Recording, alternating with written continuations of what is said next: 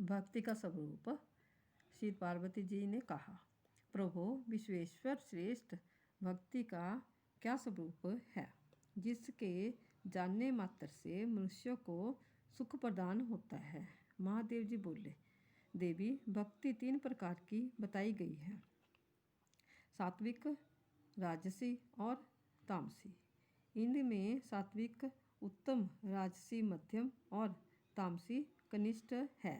मोक्ष रूप फल की इच्छा रखने वाले पुरुषों को श्री हरि की उत्तम भक्ति करनी चाहिए। अहंकार को लेकर या दूसरों को दिखाने के लिए अथवा ईर्ष्यावश या दूसरों को संहार करने की इच्छा से जो किसी देवता की भक्ति की जाती है वह तामसी बताई जा गई है। जो विषयों का इच्छा रखकर अथवा यश और ऐश्वर्य को प्राप्ति के लिए भगवान की पूजा करता है उसकी भक्ति राजसी मानी गई है।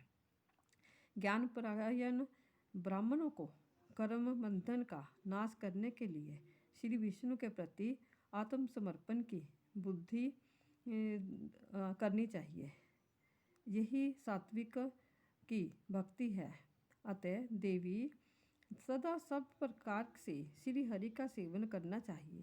तामस स्वभाव से तामस, राजस से राजस और सात्विक से सात्विक गति प्राप्त होती है। भगवान गोविंद में भक्ति रखने वाले पुरुषों को समस्त देवता प्रसन्नतापूर्वक शांति देने के लिए ब्रह्मा और देवेश्वर उनका मंगल करते हैं और प्रधान मुनीश्वर उन्हें कल्याण प्रदान करते हैं। जो भगवान गोविंद में भक्ति रखते हैं उनके लिए भूत पिशाचों सहित ग्रह शुभ हो जाते हैं। ब्रह्मा आदि देवता उन पर प्रसन्न होते हैं तथा उनके घर में लक्ष्मी सदा स्थिर रहती है।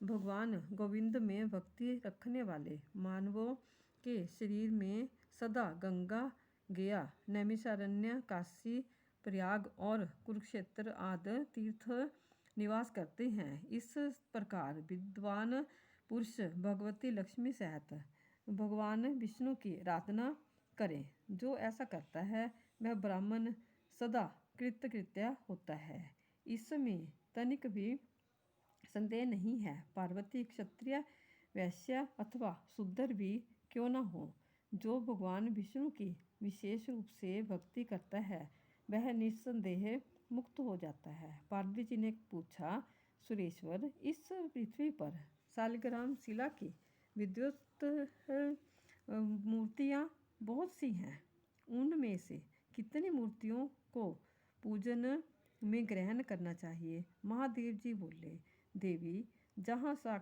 शालग्राम शिला की कल्याणमयी मूर्ति सदा विराजमान रहती है उस घर को वेदों में सब तीर्थों से श्रेष्ठ बताया गया है।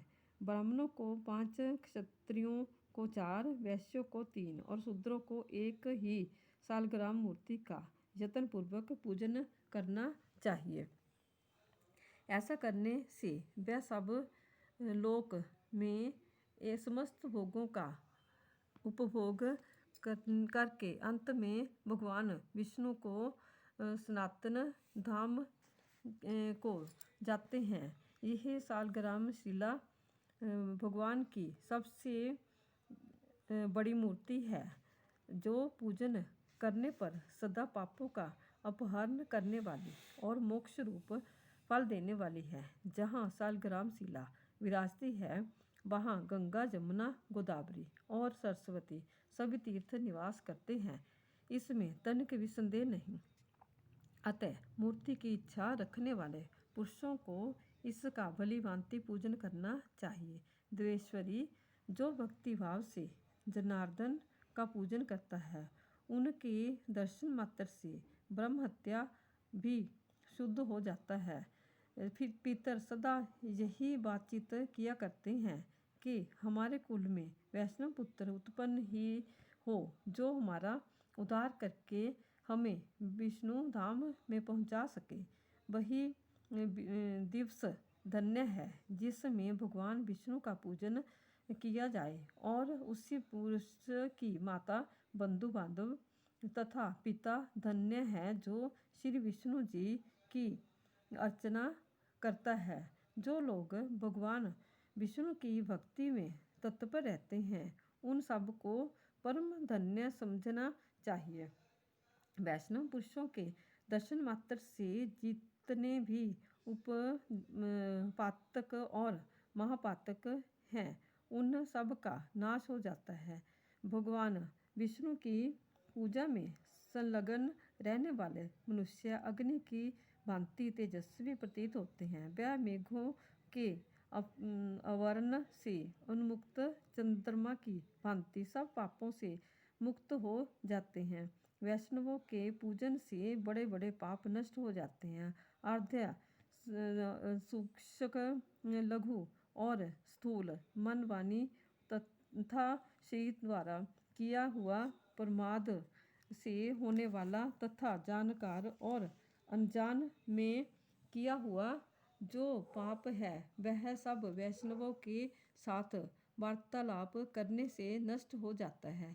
साधु पुरुषों के दर्शन से पापहीन पुरुष स्वर्ग को जाते हैं और पापिष्ट मनुष्य पाप से रहत शुद्ध हो जाते हैं। और बिल्कुल सत्य बात है, भगवान विष्णु का भक्त पवित्र हो भी पवित्र बनाने वाला तथा संसार रूपी कीचड़ के दाग को भी धो डालने के दक्ष होता है, इसमें तनिक भी संदेह नहीं है।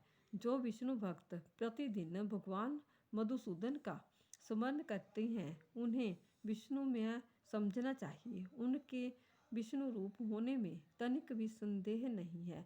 भगवान के श्री विग्रह का वर्ण नूतन मेघों की नील घटा के समान श्याम एवं सुंदर है। नेत्र कमल के समान विकसित एवं विशाल हैं। वे अपने हाथों में शंख, चक्र, गदा और पद्म धारण किए हुए हैं। शरीर पर पीताम्बर शोभा पा रहा है। वक्षस्थल कौस्तुभ मणि से देदीप्यमान है। श्रीहरि गले में बनमाला धारण किए हुए हैं।